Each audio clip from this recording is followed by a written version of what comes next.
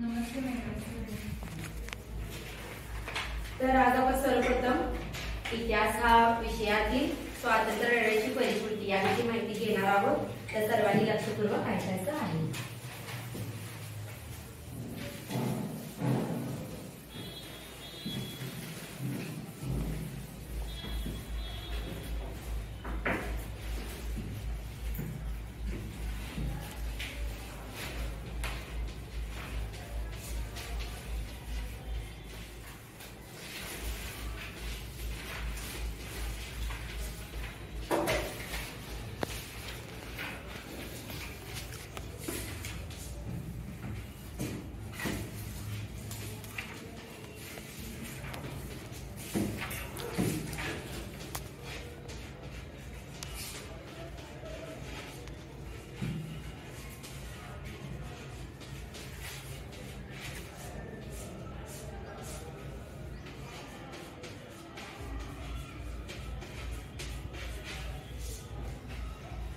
तर मुलांना सर्वप्रथम मला सांगा आणि जे प्रश्न विचारेल त्यांच्या बरोबर जे उत्तर देईल त्याला खेळात सहभागी होण्याचा तुम्हाला चान्स तुम्हाला मिळणार आहे. तर तुम्ही कोणत्या देशात राहता? भारत देशात राहता. भारत देशात साजरे केले जाणारे राष्ट्रीय सण कोणकोणते आहेत? 26 जानेवारी, जोरात थोडं उभारून सांगा. स्वातंत्र्य दिन आणि प्रजासत्ताक दिन. अगदी बरोबर. स्वातंत्र्य दिन कोणत्या दिवशी साजरा केला जातो? 15 ऑगस्ट. आपल्या देशाला कोणत्या साली कोणत्या वर्षी स्वातंत्र्य मिळाले? 1947 रोजी. तर याआधी आपण एक खेळ घ्यायचा आहे लहानसा. दोन तुम्ही मैत्रिणी, कोण दोन मैत्रिणी आता लिहिणार?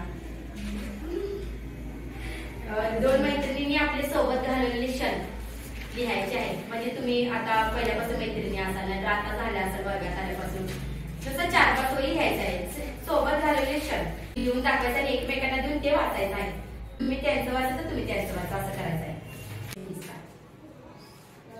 माझ्या मैत्रिणीचं नाव आहे अक्षता.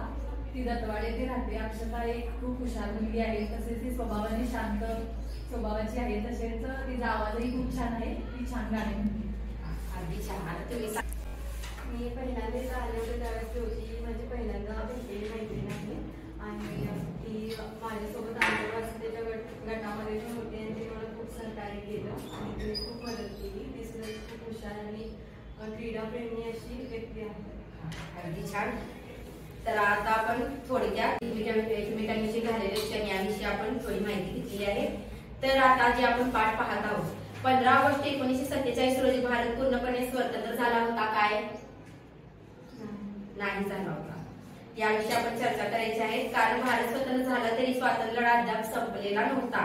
अखंड भारतात स्वप्न अपुरूच होते. कारण आपला देश आर्थिक, राजकीय आणि सामाजिक सांस्कृतिकदृष्ट्यानुसार स्वातंत्र्य आपल्याला पाहिजे होते. अशी मूल्ये रुजवण्याकरिता आपण काय करू शकतो? त्यावेळी म्हणजे काय केले असतील त्यांनी स्वातंत्र्य लढ्यांनी?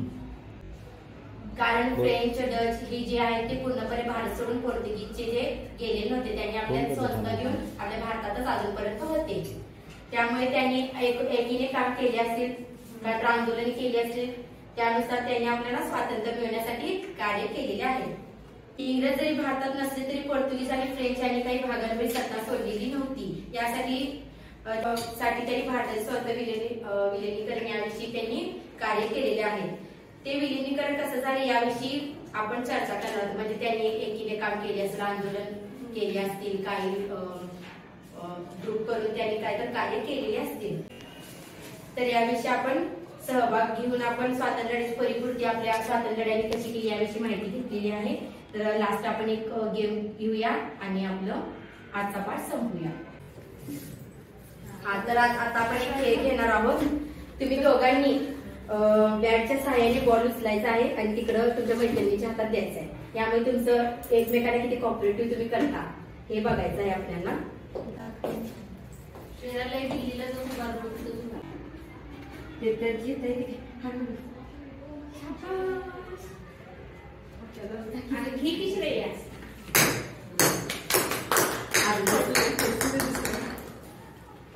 पण ट्राय तर केलं. पडला तर पडला. धरा घे. एक मोठं एकीचं बळ आहे. अगदी छान.